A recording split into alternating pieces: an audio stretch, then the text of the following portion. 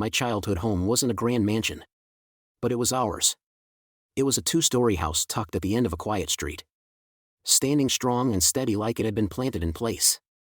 Its walls, painted a warm cream, held our laughter, our quiet moments, our everyday lives. There was nothing showy or extravagant about it, just a well-loved home. I can still picture it perfectly, the wide front porch with its slightly creaky boards, the faint smell of freshly cut grass from our lawn, and the way the sun poured through the living room windows on warm, lazy afternoons. Growing up, I was used to the steady rhythm of life within those walls. My father was a humble man. Someone who never complained no matter how tired he got after a long day. He kept our lives simple and safe, doing everything he could to make sure I had what I needed. He had raised me single-handedly. And in a way, I think that home became a symbol of everything he wanted to provide: security, warmth, a place to truly belong. After years of being just us, my dad remarried. I remember the day he brought my stepmom, Laura, home for the first time. She was all smiles, with a voice that had a slightly sharper edge than I was used to. But she seemed nice enough. My dad's face lit up when she was around, and I wanted to believe she would bring more happiness to our little world. I tried to accept her, as did our home. Over time, though, things started to change. It was nothing I could quite put my finger on at first, just a subtle shift. Like the way the house felt quieter when it used to feel full of life. Our home had always been unpretentious. But Laura had a different vision. She brought in new furniture, redecorated rooms, and even had the front yard landscaped. What had once been a place of familiarity was now filled with pieces that didn't belong. It was like each new item she added took something away from the old warmth I was used to. I could sense it. This creeping discomfort. But I didn't have the words to explain it. As time went on, the changes became less subtle. Rooms that held memories were suddenly updated with her ideas. Pieces of my past replaced by sleek new designs. The kitchen, where I'd spent countless mornings with my dad, laughing over his terrible attempts at pancakes, was repainted in shades of gray. I felt myself holding back from expressing how much these changes bothered me. I knew they were just things, but these were things that were mine, that belonged to my childhood. And now, they were slipping away. One by one. I noticed how my dad seemed quieter, too, as if a part of him was fading into the background. I'd see him sink into a chair and just stare at the wall, lost in his own thoughts. Maybe he was just trying to make everything work with Laura, wanting to keep the peace. Maybe he didn't see the change like I did. Or maybe he just didn't want to admit that our home wasn't the same anymore. And then came the day Laura announced that she wanted to sell the house.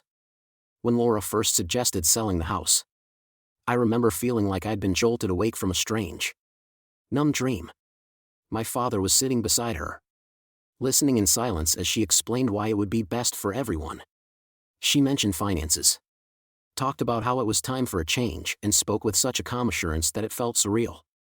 There was no discussion, just this gentle insistence that the decision was already made. I looked to my dad, hoping to see a flicker of resistance or even a hint of the old spark I remembered. But he just sat there, looking tired, his gaze dropping to the floor. He didn't say a word. His silence was a painful confirmation, a sign that I would be saying goodbye to the only home I'd ever known. After that announcement, I felt like the house itself started to slip away from me. Laura was quick to set the wheels in motion.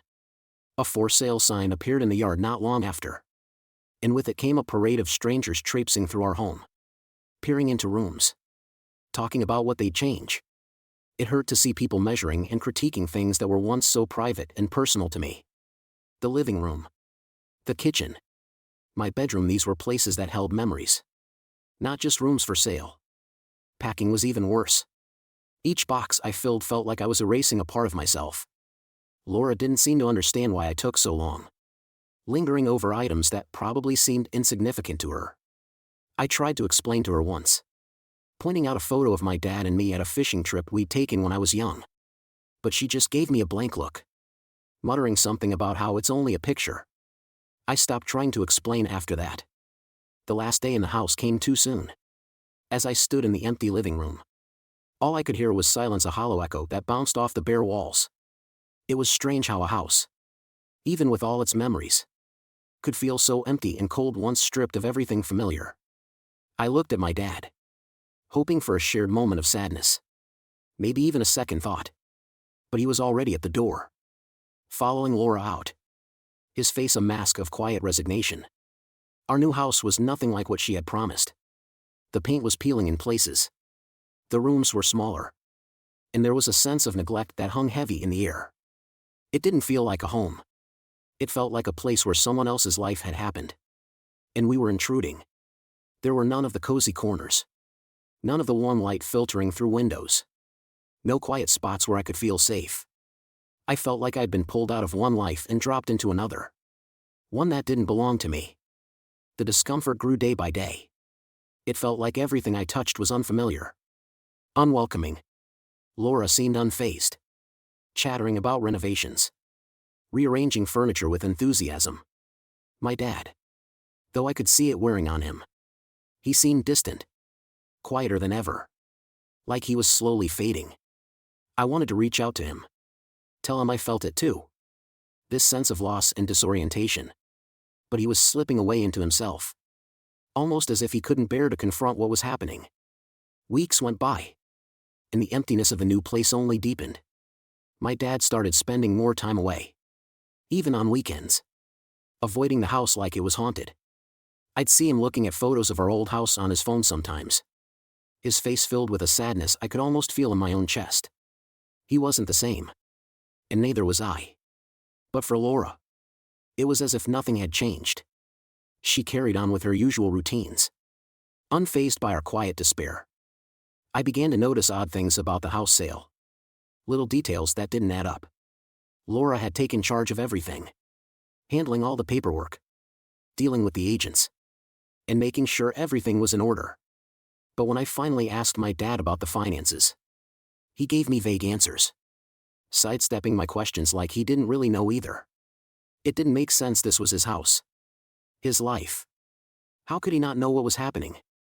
One evening, as I was looking over some documents, I noticed Laura's name on everything. Not his. Not ours, hers. She'd made the sale under her own name, securing all the profits for herself. The realization hit me like a punch to the gut. She hadn't just taken our home, she'd taken everything from us. It was difficult to believe that my father had agreed to this. Maybe he'd been too worn down to fight back. Maybe he thought he was doing the right thing. Or maybe he was just too afraid to lose her. But whatever the reason, the damage was done. We were now living in a house that was crumbling around us. The profits from our home sale out of reach, tied up in Laura's name. I felt anger simmering inside me. A low, constant burn that I couldn't shake. How could she do this to us? How could she take the one thing that meant so much to both of us and treat it like a transaction? A stepping stone for herself? I wanted to confront her, to demand answers. But I knew it wouldn't make a difference. She'd shrug it off like everything else.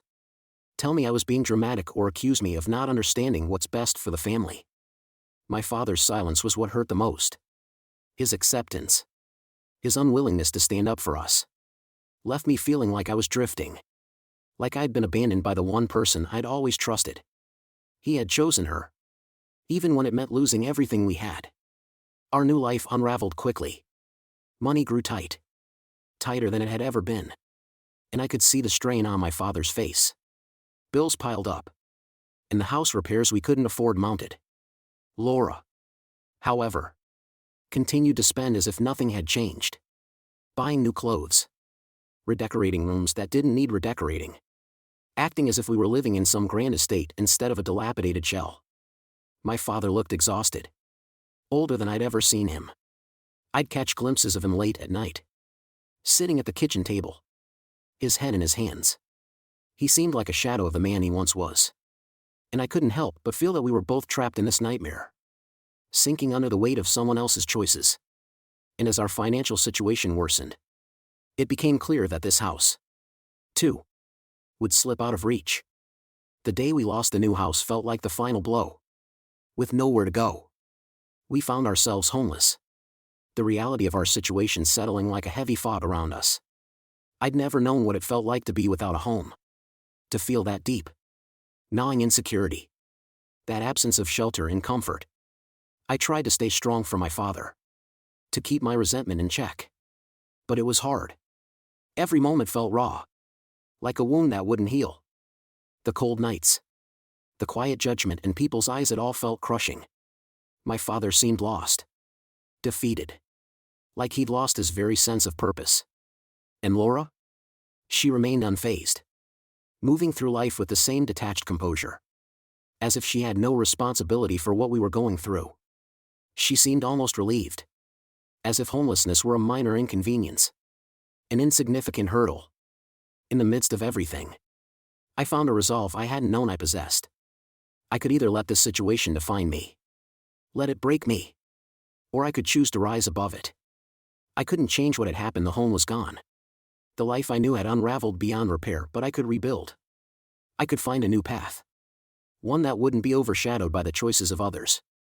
My father's spirit was broken. But mine was not. I knew that. Somehow, I would find my way back to stability.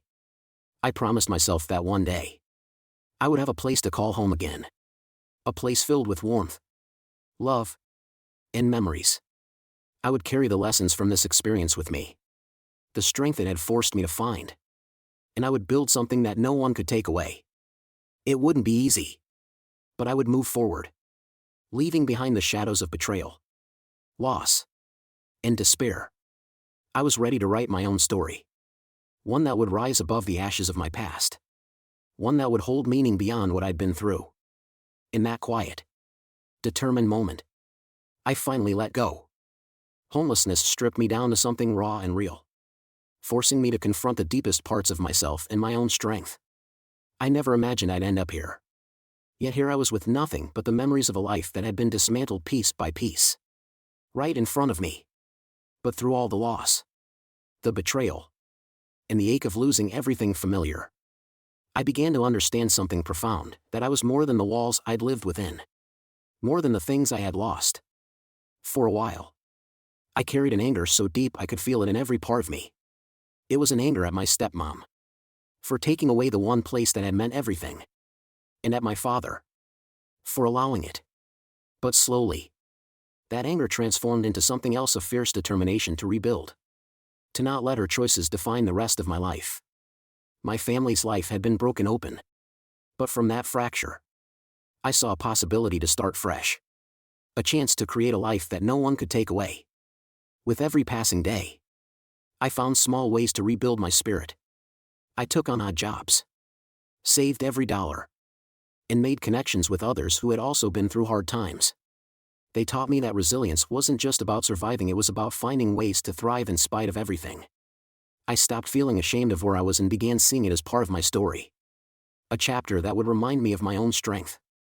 My father struggled in ways I'll never fully understand. And the man who once had been my role model was now someone I looked at with compassion more than admiration. He had tried his best. And though his silence had hurt me, I chose to forgive him. Carrying bitterness would have chained me to the past. But forgiveness felt like the key to unlocking my future. I let go of the resentment. Choosing instead to move forward. Even if it meant going alone. I decided that one day, I would have a place to call my own again, a place that would be built on love, resilience, and hope. It wouldn't matter how small it was or where it was located, it would be a place where I could start anew. I imagined walls that held laughter, warmth, and a spirit that couldn't be dismantled by anyone else's decisions.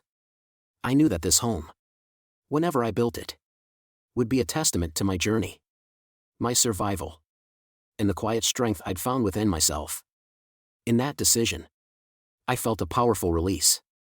I no longer needed to hold on to the pain or the memories of a house that was gone. I would carry the lessons, the resilience, and the hope, knowing that they were mine to keep. And in that quiet resolve, I felt a sense of peace I hadn't felt in a long time. One day, I would rebuild. And this time, no one would ever take it from me.